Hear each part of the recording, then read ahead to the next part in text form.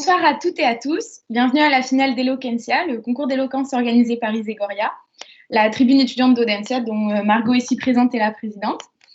Un grand merci à Rhétorique, qui est une agence de conseil en stratégie de communication qui accompagne et conseille les entreprises et leurs employés de différentes façons, la prise de parole étant au centre. Et c'est précisément la valeur que nous souhaitons donner à notre concours d'éloquence. Merci également aux jurés présents ce soir pour départager nos 5 finalistes qui ont su se démarquer ces dernières semaines lors des sélections et demi-finales. Donc voici Bertrand Perrier, avocat et enseignant spécialiste de l'art oratoire, Jean-Corentin Poisson, formateur et enseignant en prise de parole, Anne Dranly, avocate et professeure de droit à Audencia, ainsi que Nicolas Orliac, le gagnant d'Eloquentia en 2019. Donc c'est maintenant Juliette. Merci beaucoup. Alors déjà, m'entendez-vous correctement? Je te présente Juliette, donc, Juliette Blanchard, avec le sujet « Que faire des vieux ?» Bonjour. Que faire de nos vieux? Alors, c'est la question que tout le monde se pose depuis 1 an. Et on compte sur moi, modeste étudiante, pour y répondre en 10 minutes, qui plus est. Que faire des vieux? Autrement dire, que faire de toutes les personnes supérieures à mon âge? Oui, car finalement, c'est toujours ça, la vieillesse. C'est toujours le relatif. Donc, vous tous qui m'écoutez, chers membres du jury, et vous tous derrière votre écran qui avez plus de 23 ans, chers vieux. Mais que signifie déjà vieux? Alors, on pourrait définir ce terme en disant qu'il s'agit d'une personne qui a vécu longtemps. Alors, je ne sais pas si je suis la seule à le penser, mais au vu de la période actuelle, on a tous vécu longtemps. Oui. On a tous vécu longtemps les discours d'Emmanuel Macron. On a tous vécu longtemps les jours obligatoires de télétravail accoudés à notre canapé. On a tous vécu longtemps cette terrible expérience du coton-tige dans le nez. On a tous vécu longtemps les longues minutes d'attente pour entrer au supermarché, les longues heures de cours de marketing en distanciel. On a tous vécu longtemps l'attente des résultats du semestre 1. On a tous vécu longtemps ces soirées avortées, ces anniversaires isolés, ces mariages annulés. Finalement, aujourd'hui, nous sommes tous vieux. Mais être vieux ne se résume pas seulement à un indicateur numérique. C'est aussi et surtout un état d'esprit, un mode de vie. Un état d'esprit et un mode de vie que l'on considère comme étant ennuyeux. Être vieux, finalement, selon l'imaginaire collectif, c'est rentrer chez soi à 17h30, manger à 18h et se coucher à 19h30 après avoir regardé le journal télévisé. Quoiqu'aujourd'hui, on n'a pas besoin d'être vieux pour rentrer chez soi à 17h. Comme si la jeunesse était infiniment liée au fait de veiller tard, de boire de l'alcool fort, de sortir dans des bars tard le soir. Ce serait clairement sous-estimer notre jeunesse et notre vieillesse. Car une personne âgée ne peut-elle pas, elle aussi, boire de l'alcool fort, veiller tard, sortir dans les bars le soir? N'a-t-elle pas le droit, elle aussi, de s'enivrer, de s'entêter, d'assouvir, elle aussi, ses ivresses de la vie? Cette vieillesse n'a-t-elle pas droit, elle aussi, de vivre, ou est-elle résignée à mourir? Pourquoi la sagesse est-elle continuellement liée à la vieillesse? N'a-t-on pas droit, nous aussi, d'être sages, de lire un bon livre avant de dormir? Nos grands-parents n'ont-ils pas droit, eux aussi, de finir une série Netflix jusqu'à 2h du matin? Pourquoi ne cessons-nous d'opposer les générations, de les révolter l'une contre l'autre, de les rebuter continuellement? Au contraire, ces générations ne sont-elles pas indispensables les unes aux autres? Georges Duroy dans Bel Ami n'avait-il pas besoin de Charles Forestier pour l'aider dans son ascension? Julien Sorel dans Le Rouge et le Noir n'avait-il pas besoin de Mathilde de la Mole? Louis XIV n'avait-il pas besoin de Richelieu pour l'épauler à ses débuts? Et tant que l'on parle de royauté, Emmanuel Macron n'avait-il pas besoin de son aîné, François Hollande, pour l'accompagner? La démocratie n'a-t-elle jamais eu besoin de son aîné, l'anarchisme, pour exister? Les opposés se complètent, s'attirent, se déchirent et s'embrasent, comme un débat Le Pen-Mélenchon en somme. Mais alors, que faire de nos vieux? Que faire de nos vieux qui décident de traverser au rouge alors qu'ils savent très bien qu'ils ont une jambe cassée? Que faire de nos vieilles qui paient en pièces de 5 centimes à la caisse du supermarché? Que faire de nos vieux lorsqu'ils ne savent pas se servir de leur téléphone portable et que l'on se retrouve en webcam forcée avec l'oreille de notre grand-mère? Que faire de nos vieux lorsqu'ils décident de faire des créneaux en plein milieu de la route, en pleine heure de pointe? Mais quand j'y pense, heureusement qu'ils sont là, les baby boomers, enfin, les old boomers. Bien oui. À qui vendre sinon ces accès douches, ces montes-escaliers automatiques, ces lits surélevés? Prenons-nous réellement conscience de toute la richesse que ça crée? Ont-ils pensé à cela, notre cher président et notre Premier ministre, avant de se plaindre de la crise démographique? Et les catalogues de vêtements pour retraités? Vous savez, le pantalon rose fluo que votre grand-mère vous offre à votre anniversaire et que vous vous sentez obligé de mettre parce que, quand même, c'est gentil. Et les magazines seniors, l'aide à domicile, les ambulances, sans parler des restaurants pour retraités. Alors, Didier, votre Colin, avec ou sans patate? Heureusement aussi que nos aînés, femmes majoritairement, sont là pour remplir nos salles de cinéma. En journée, qui? Comment les remplir sinon? Car c'est bien beau de penser à que faire des vieux. Mais a-t-on pensé à que faire sans les vieux? Que faire sans le sourire amer de notre grand-père? Sans les remarques désobligeantes « T'as un peu grossi, ma chérie » de notre grand-mère? Imaginez-vous une seule seconde notre pays sans vieux? Mais qui irait à la messe? Non, mais réelle question, hein, soit dit en passant. Vous supprimez l'Église en faisant cela. Et qui dit fin de l'Église dit fin des jours fériés, voilà, fin des ponts de mai. Non, mais on tient un réel sujet. Hein. Bon, après, la réelle question, c'est est-ce que nos retraités iront à la messe? Voilà. Que faire aussi sans les grands-parents pour garder les enfants? Il faut savoir profiter de chaque seconde, de chaque minute, de chaque heure passée à leur côté. Car même le plus illustre des immortels, Jean d'Ormesson, n'y a pas échappé. À ce dernier souffle, ce dernier soupir. Et si, comme Marie-Thérèse, vous n'arrêtez pas de jurer, n'ayez pas peur de quitter cette vie endurée. Jean d'Ormesson disait qu'il y a des jours, des mois, des années interminables où il ne se passe presque rien. Et il y a des minutes et des secondes qui contiennent tout un monde. Comme en ce moment devant vous, ces minutes, ces secondes où je vous parle, je ne les oublierai jamais. Et un beau matin, quand notre réveil sonnera, seul, abandonné, orphelin on deviendra. Habillés de noir et la larme à l'œil, nous n'aurons que des regrets pour nos aïeuls. Une montre, une bague, un livre, ils nous laisseront, avec pour seule conviction que nous ne cessons jamais d'avoir de l'ambition. Jeunes de Saint-Denis, de Neuilly ou de Nantes, jeunes de Dakar, Lima ou Moscou, levez-vous et agissez, rendez fiers nos aînés, car le monde appartient à ceux qui y croient, qui n'abandonnent jamais et ne baissent pas les bras. Et puisque chaque instant de la vie est un pas vers la mort, osez agir, vous tromper, échouer, avant de regretter sur votre lit bien ordonné. Osez imaginer, rêver, pleurer, avoir tort, tant que le soleil se lève et que votre cœur mord. Et si cet alexandrin, monsieur Perrier, vous déplaît, sachez que c'est de Musset dont je me suis inspirée.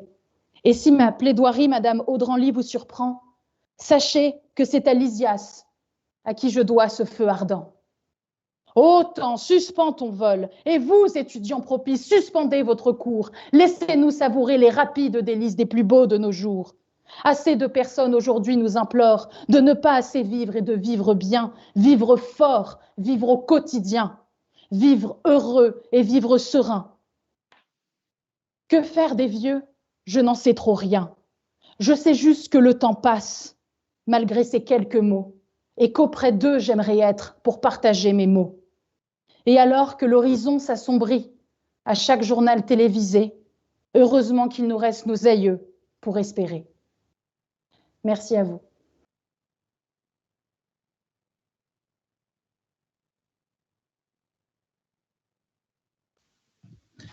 Merci beaucoup pour votre discours. Je me permets à nouveau d'inaugurer le bal des questions.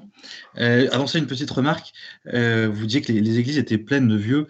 Et je vous assure, il y a plein de jeunes dedans. Je vous invite à y aller de temps en temps, n'hésitez pas. Il y a beaucoup de jeunes. Oui, je sais bien, j'y vais. Je suis pratiquante d'ailleurs. Je plaisante tout à fait. Alors simplement, je voulais...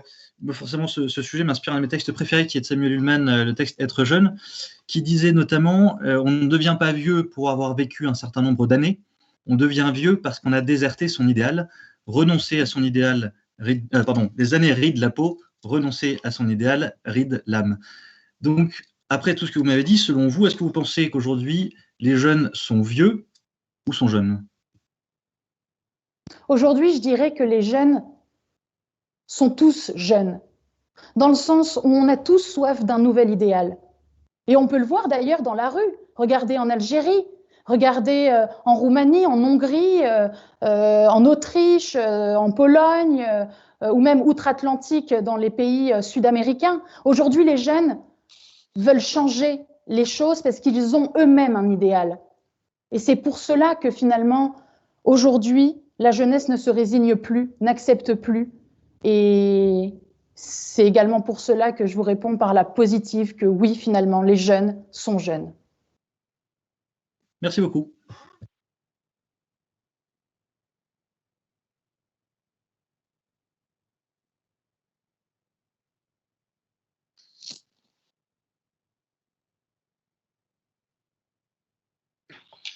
Bonsoir Juliette. Bonsoir. Merci beaucoup pour ton discours, c'était enflammé, il y avait on sentait que tu étais animé par ce que tu disais et c'était vraiment chouette. Mais on est à un concours d'éloquence d'une école de commerce sur Teams un vendredi soir, et est-ce que tu penses que si on se retrouve tous là maintenant, un vendredi soir, c'est pas que fondamentalement on a quelque chose de vieux? Mais c'est justement ce que j'étais en train de dire dans le discours. Pourquoi finalement se retrouver chez soi à 19h serait considéré comme étant une habitude de vieux? Parce que finalement, on peut très bien se retrouver chez soi à 19h, mais pour faire une soirée. Là, vous voyez, mon salon est vide, mais vous ne savez pas ce qu'il y a derrière. Trêve de plaisanterie. Ce que j'essaie de dire, c'est que la vieillesse... non, la jeunesse n'a pas le monopole des sorties. Et c'est pour cette raison qu'on peut très bien être jeune et rentrer à 17h, manger à 18h et se coucher devant Jean-Pierre Pernaut, mais maintenant qu'il n'y est plus, à 20h. Merci beaucoup, je suis rassuré, je suis un jeune aussi finalement.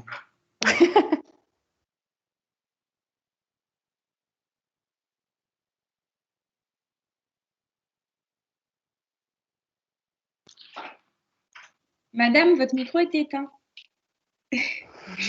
Pardon, j'ai l'habitude d'avoir mon micro toujours allumé. Donc merci Juliette pour votre discours que j'ai trouvé vraiment captivant, assez drôle et finalement faisant beaucoup réfléchir.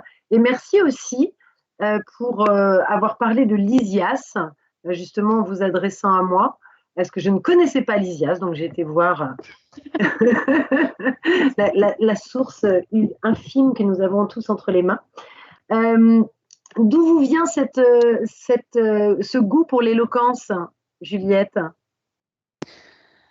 Ce goût m'est venu à mon ancienne école, l'université Paris 1 Panthéon-Sorbonne, où j'avais eu l'occasion de participer à des joutes verbales avec Lysias, justement, cette association d'éloquence.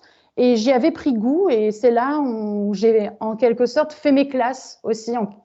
Donc, je dois beaucoup, et pour moi, c'était important d'être fidèle et redevable à ceux qui m'ont formée et qui m'ont finalement appris énormément. Très bien, merci. Merci à vous. J'ai une brève question qui concerne le moment où vous vous êtes adressé à moi. Pourquoi est-ce qu'il fallait absolument que vous attribuiez un vers à un écrivain pour que je l'aime?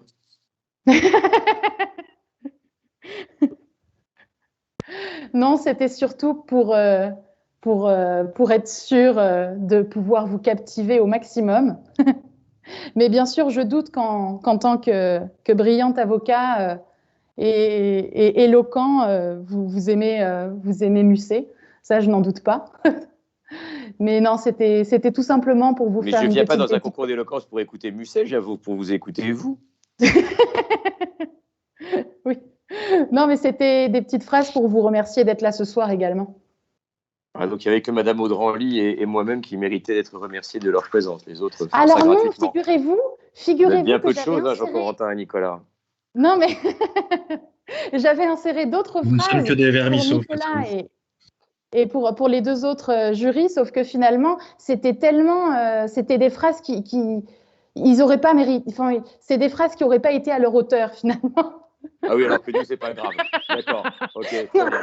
Parfait, Il faut merci quand même beaucoup. des phrases qui soient percutantes et bien, et j'en avais pas trouvé, donc au lieu de mal faire, j'ai plutôt voulu ne rien faire. Voilà. C'est comme des fois comme en cours où on ne sait pas faire un exercice, on ne fait rien. Comme ça, au moins, on est sûr qu'il n'y a pas d'échec. Voilà. Bon, Monsieur Poisson, je vous donne ma phrase si vous voulez. Non, moi, je N'en garde la méritez pas mienne. tant. J'avais justement demandé, donc finalement, lesquels des deux jurés doivent se sentir insultés?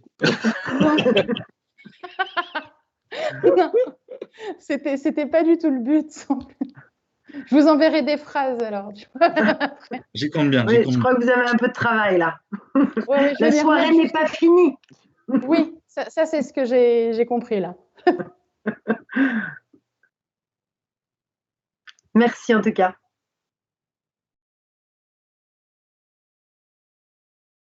Hop, c'est bon. Parfait.